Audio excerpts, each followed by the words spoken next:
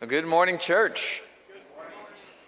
Thanks to Mitch and Daniel, who preached the last few weeks while I was both speaking out of town and also doing some traveling. So big thanks to them. And we are in this series called Love, Where You Are. And we've been talking about singleness and dating. And we're going to talk again about marriage today as we celebrate all these wonderful couples in front of us, and that you got to see earlier, a few of them on the video. And didn't those kids do a great job? That was fantastic. Later in the service, we'll have another video highlighting all the couples that have been married for 50 years or longer, which is a lot. It's 65 couples, and that is a remarkable achievement for this congregation. Now, before we hop into the message, I do want to acknowledge that for some people, today's really hard, because just a few years ago, the last time we did this, you were one of those couples. But now you've exchanged your spouse with a new companion that you bring to church every week with you. It's grief, and it's hard. And you don't sing the way that you used to, and conversations in the hallway are more challenging, and going to Bible class is harder, and knowing where to sit is harder. It's just different. And so we want to acknowledge that you're still a vital part of this congregation. And in fact, the carnations that you see on each side of the stage, they are here for you. So if you have lost a spouse, I want to encourage you before you leave this room to come by the stage and pick up one of these flowers in honor of the memory of your loved one. Abraham Lincoln had an interesting marriage. If you'll show this picture, he was married to a woman named Mary, and Mary was apparently quite the fireball. She had opinions. She didn't mind sharing them. She was fairly rude to, sounds like from reading, quite a few people. In fact, one day she actually was drinking a cup of coffee, and she got so angry at her husband that she just splashed this hot cup of coffee in his face because he had critiqued some of her spending habits. So this is just kind of the person that she was. Well, one day, this man was in the White House visiting with her, and she said something very offensive, and he got so angry that he just stormed up to the Oval Office. This was a different time. And Abraham Lincoln is in his office, and the man knocks on the door. Abraham answers, and the man complains, "Your wife did this and that. I can't believe she da-da-da." And Abraham Lincoln, as he is known to do, just delivers a fantastic quote. So here's his one-liner for this man that was complaining about his wife. Abraham Lincoln said, "You can endure for 15 minutes what I have endured for 15 years. Isn't that great? Just so glad God made people like that can deliver lines. I have known a lot of marriages that are really, really strong. And I have also known a lot of marriages that really, really struggle. And I've seen the deflated body language, flat tone of voice, the blank stares. I've seen couples sitting next to each other, but it's almost like they're strangers on a subway. And some of you, you're there. That's where you are right now. And you're just, I don't know if we can keep going. But we also know that many people do make it. Abraham Lincoln and his wife were married until the day that he was assassinated. You're going to see couples today that have been married for 50, 60 years. So apparently it's possible to make it work. How do you do that? And so on this final message of this series, I'd like to offer one mindset and then three practices that lead towards resilience when it comes to marriage. So first passage I want to look at, Sermon on the Mount. Jesus talks about marriage. And he says in Matthew 5, "It has been said, anyone who divorces his wife must give her a certificate of divorce.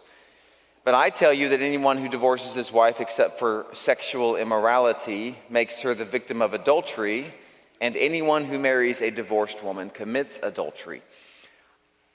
I just want to highlight one simple idea about this particular paragraph, and it has to do with where it's placed. This is in the Sermon on the Mount, which is the blueprint for discipleship. Give, pray, fast, turn the other cheek, do not worry, love your enemy. This is where Jesus couches his teaching on marriage. And so this helps us understand that Jesus views marriage, even though he's not a married man, he views marriage very differently than what our current culture would today. Here's how Jesus would view marriage. Marriage is a form of discipleship, not self-fulfillment. I mean, think about it. This is the 3 chapters in the Bible that say the most about here's how you follow Jesus. And right in the middle of that is, you should stay married. And so marriage is a form of discipleship. It's almost like, you can think about marriage as a spiritual Peloton bike. So during COVID, a lot of people got Peloton bikes. Now, some people didn't use them, and they just sit there. But for those that do, you get better, you get stronger when you use this piece of equipment. Well, marriage is in a sense like that. Marriage can be viewed as this mechanism which makes you less selfish, increases your fruit of the Spirit, makes you closer to God, and they're in your home. They're living right there with you. So marriage in some ways is the greatest, most fertile ground for spiritual formation. Or another way to think about this is, it's really easy to treat someone well when you see them twice a month. So when you have an acquaintance or a friend or a coworker and you see them a handful of times, you just smile, ask how they're doing, make some pleasantries, then you move on. But it's just really easy to treat someone with love and honor and dignity when you see them once, twice, 3 times a month. But when you live with someone, that's a lot harder. When you see them when they're really grumpy and they had a bad hair day and they smell and they snore, but you still treat them with love and compassion and dignity and deference and honor. If you can love your spouse, you can love anybody. So marriage is discipleship. We grow closer to God when we love our spouse. So that's a mindset that we can view when it comes, we can have when it comes to marriage. Now, 3 practices of how to build resilience within that mindset. At the end of the book of Romans, Paul is trying to get these 2 groups of people in this church to get along. And there's a few really helpful thoughts that I'd like to apply to marriage. So first of all, chapter 15, verse 2, Paul says, each of us should please our neighbors for their good to build them up. It's a fairly straightforward idea, a little bit of golden rule-ish. But then a few verses later, he brings in a different dimension to relationships. Verse 5, may the God who gives endurance and encouragement give you the same, say this word with me, attitude, say it again, attitude of mind towards each other that Christ Jesus had. So here Paul is highlighting an important feature that is critical for unity in the church. I'd like to apply this to marriage, and the principle is this: offer your attitude, not just your actions. Marriage is notorious for becoming a place where you do the right thing with the wrong heart. So you might say to your spouse, sure, I'll clean the kitchen, but I'm going to do it while you're taking a nap. Or you might say to your spouse, okay, let's have a long, meaningful conversation, as long as I can bring my friend sarcasm with me. You do the right thing with the wrong heart, that's not what it takes to have a healthy marriage. A healthy marriage requires an attitude adjustment. You bring the best of your mind along with your actions. Years ago, I'll always remember going to this retreat at Bob Russell's church. He was a big figure in the Christian church years ago, and he likes to host gatherings of ministers to bless and encourage them. So I went to one of these gatherings, and there was one session on marriage, and we were in his house, and he told us this story I'll never forget. He said the one time, and he was in the throes of ministry, super busy, coming home very late one day, and he called his wife before he left the office. And then he got in his car, and he drove home. Well, unbeknownst to him, the call had been recorded on the answering machine. We used to have these things called answering machines before cell phones. And his wife had answered the call kind of late, and so the machine had recorded the conversation. So he got home, and his wife said, "Hey, honey, I'd like you to listen to our phone call." So she played him this 3-minute conversation that they had had. And to his surprise, she was gregarious, kind, gracious, asking him questions about his day. And every single response from him was a one-word grunt. Sure, yeah. And hearing himself say that was very transformative to him, because it made him realize he all day long has been giving the first fruits of his energy and his mind and his thinking and his time to the church, but he had nothing left for his wife. And that day he repented. And he realized, I've got to bring my attitude, my best attitude towards my wife. So if you want a resilient marriage, you got to bring the attitude, not just the actions. Here's another verse in Romans 15 that I found really helpful when it comes to marriage. Verse 7, accept one another just as Christ accepted you in order to bring praise to God. So context here, two groups of people in this church. You got Gentiles. They eat whatever they want. They don't practice the Sabbath day. Most of them don't. Many of them are well-to-do, fairly wealthy. And then you've got Jews here that do practice the Sabbath day. They don't eat whatever they want, and many of them at this point are poor. And Paul is trying to get these two groups to get along, and he gives them one of, I think, the more challenging one another's in the Bible. Not love, not forgive, accept. That can be really hard. This is a great principle, though, to apply to marriage. Sometimes the greatest gift you can give your spouse is what I call the ministry of acceptance.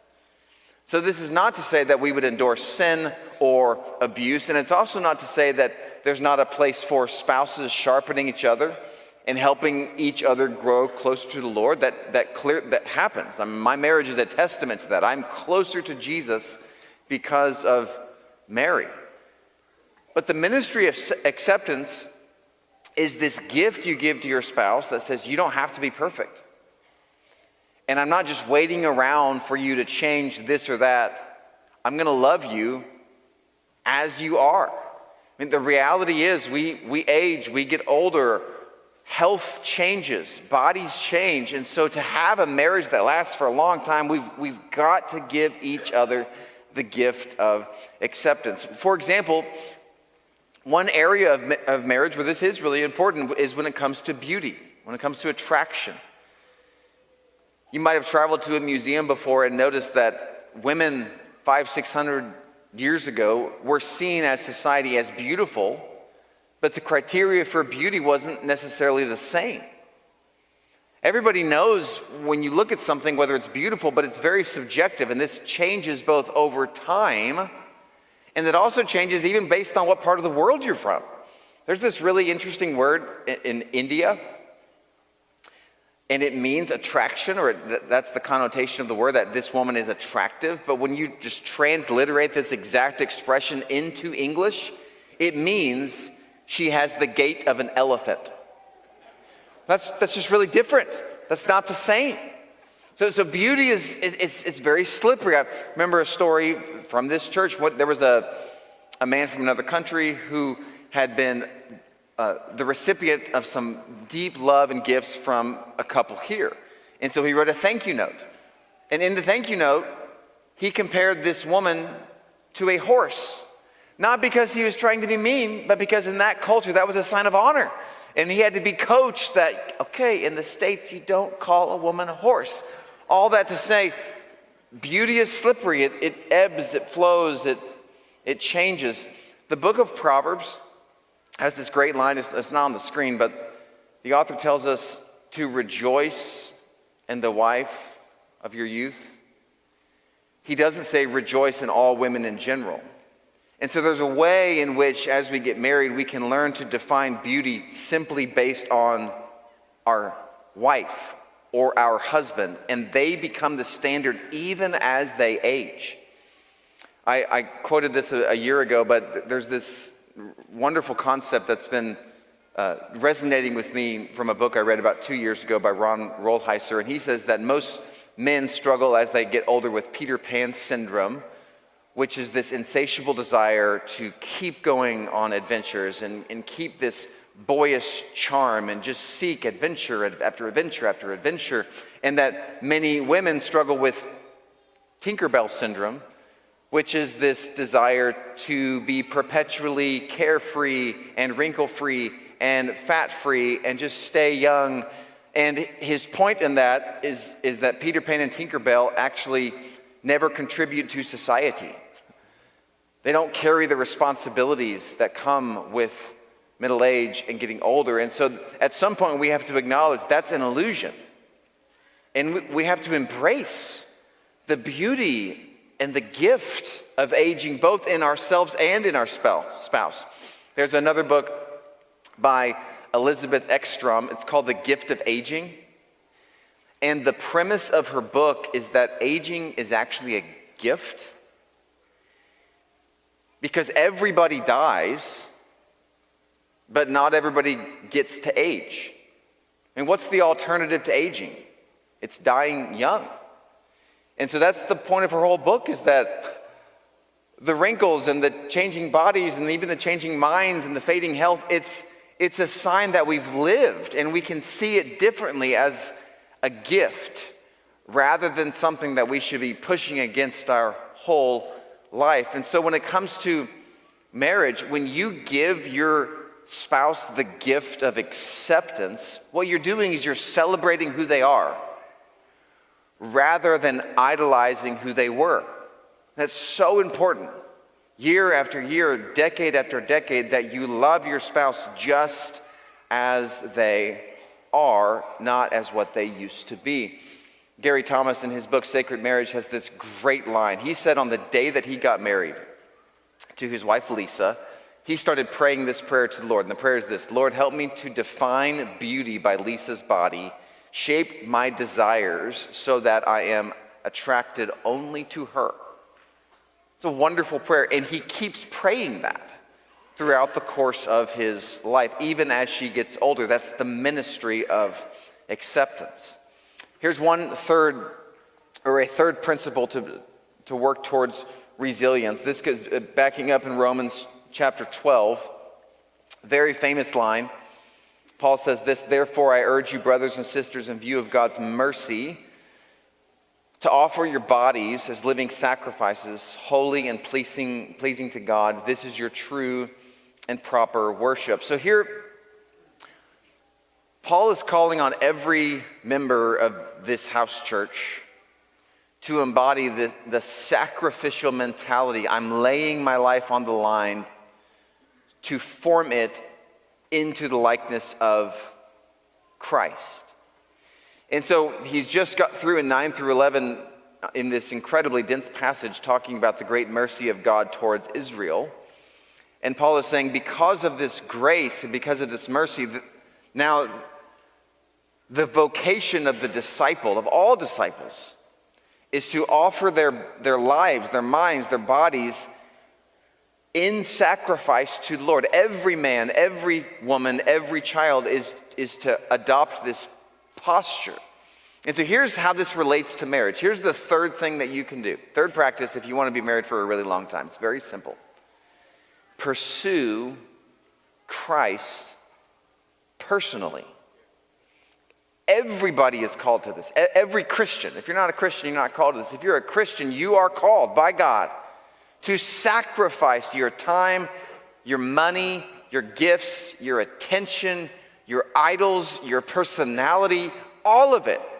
You put it on the altar of the Lord and you say, make me who you want me to be. If you do this, you're going to have a really good marriage.